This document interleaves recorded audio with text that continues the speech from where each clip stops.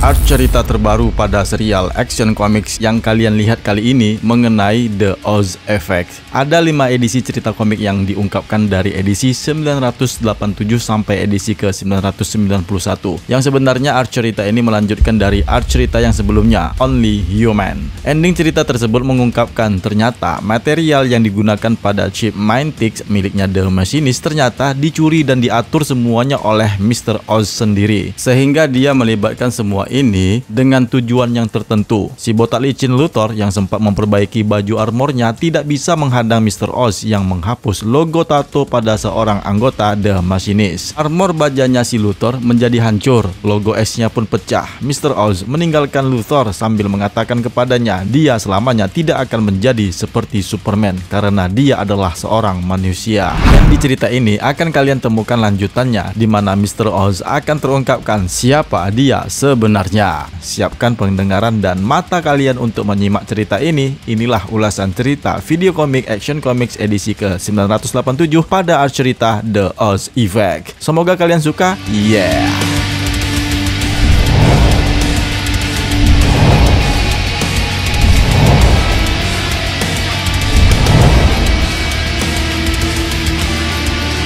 Hai semua, kenalkan nama aku Jimmy Brainstorming. Jadi aku berharap nih kepada teman-teman yang baru saja menemukan channel ini ataupun dari kemarin yang belum sempat untuk menekan tombol subscribe. Ayo dong, berikan dukungan kalian dengan berlangganan ke channel ini hanya dengan menekan tombol subscribe-nya saja, tidak lebih dari itu.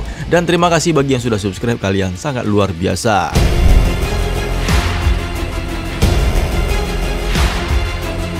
Cerita ini dibuka dengan menampilkan di markas Argus, di mana ada Metallo yang tertangkap di sana dan terlihat sedang disiksa dan tubuhnya dibongkar terpisahkan. Sambil memelas kasihan dengan ratapan yang memohon untuk dapat melepaskannya, tiba-tiba muncullah Mr. Oz yang berkata kepadanya bahwa dialah yang akan membantunya. Si Metallo yang tidak mengenali orang itu langsung bertanya siapakah dirinya. Mr. Oz pun memperkenalkannya dan berkata bahwa dia yang akan membebaskannya. Metallo yang yakin dia dapat diselamatkan oleh orang itu, namun sayangnya Mr. Oz mengambil paksa batu kryptonit yang menempel di dadanya Metallo. Hal itu tentu saja membuat Metallo mati terbunuh. Mr. Oz pun kemudian menyatakan bahwa besok Superman akan melihat umat manusia sebagai organisme yang sakit, tragis, sesat, dan menyimpang.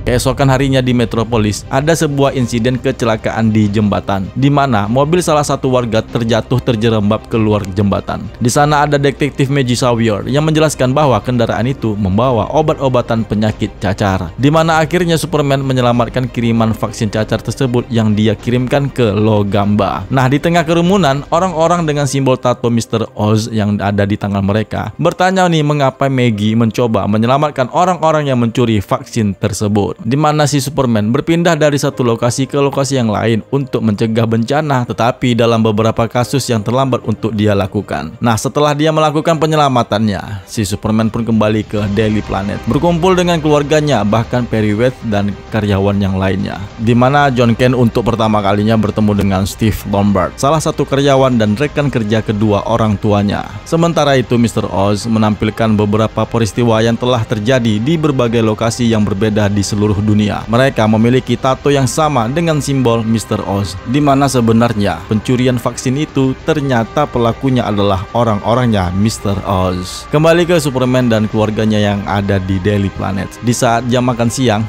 dia melihat berita yang mengagetkan dirinya tentang serangan teroris yang terjadi di Logamba. Padahal tempat itu barusan saja dia singgahi untuk memberikan beberapa obat-obatan. Nah, ketika Superman tiba di Logamba dan sempat menghadang para teroris yang akan membunuh para warga dan berhasil menyelamatkan kapal yang membawa obat-obatan yang dibawa oleh teroris. Namun sayangnya lokasi itu ternyata adalah hanya sebuah umpan agar dirinya dapat berada di sana karena tiba-tiba saja ada ledakan yang menghancurkan Logamba. Superman pun kemudian menghadapi para tentara berciri khas tato Mr. Oz dan terungkaplah semuanya. Ternyata peristiwa ini pelakunya adalah Mr. Oz sendiri. Superman pun dihadang oleh Mr. Oz di Logamba, di mana desa tempat dia itu yang baru saja dia mengirimkan vaksin yang telah dimusnahkan oleh para gerilyawan teroris. Mr. Oz pun kemudian memindahkan mereka berdua ke Fortress of Solitude. Mr. Oz pun juga menjelaskan tentang jati dirinya kepadanya. Dia adalah Jor-El, ayahnya Kal-El yang sekarang masih hidup, dan cerita ini pun bersambung.